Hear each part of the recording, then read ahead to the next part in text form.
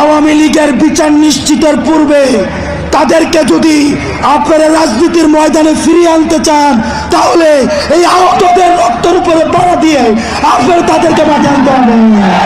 এই আহতরা রাস্তায় রক্ত দিয়েছে এবং এই রক্তের উপর দিয়ে আপনি সংসদে যাবেন, তাহলে মনে রাখবেন জাতীয় বেইমান হিসেবে পরিচিত হবেন। যে আওয়ামী লীগ এখনো পর্যন্ত একটা সরি পর্যন্ত বলে নাই, এখনো পর্যন্ত তারা অপরাধ স্বীকার করে নাই, তাদের সাথে কিসের রিকনসিলিয়েশন?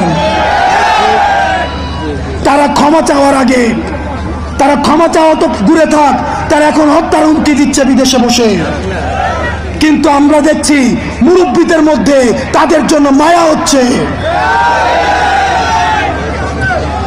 মনে রাখবেন, যারা এই রিকনসিলিয়েশনের আলাপ তুলছেন, আওয়ামী লীগকে নির্বাচনে দেখতে চাচ্ছেন, আপনারা ক্ষমতামুখী, আর আমরা আহত এবং যারা জীবন্ত শহীদ আমরা হচ্ছে জনতামুখী। যতদিন পর্যন্ত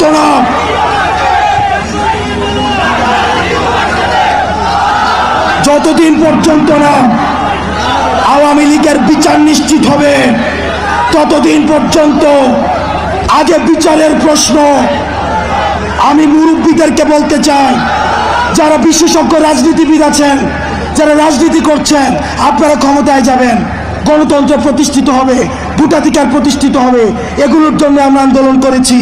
কিন্তু আওয়ামী লীগের বিচার নিশ্চিতের পূর্বে তাদেরকে যদি আপনারা রাজনীতির ময়দানে ফিরিয়ে আনতে চান, তাহলে এই আহতদের রক্তের উপরে পাড়া দিয়ে আপনারা তাদেরকে মাঠে আনতে হবে।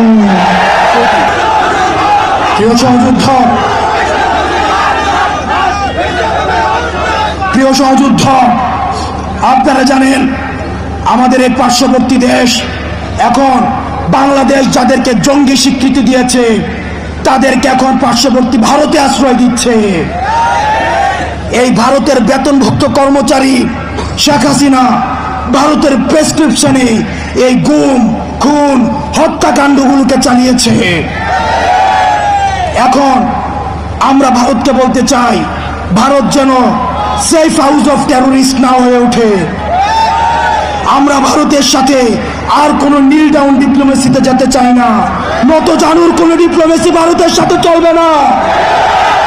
ভারতের সাথে সম্পর্ক হবে চোখে চোখ রেখে। আলমের রক্ত আমাদের গায়ে লেগে আছে।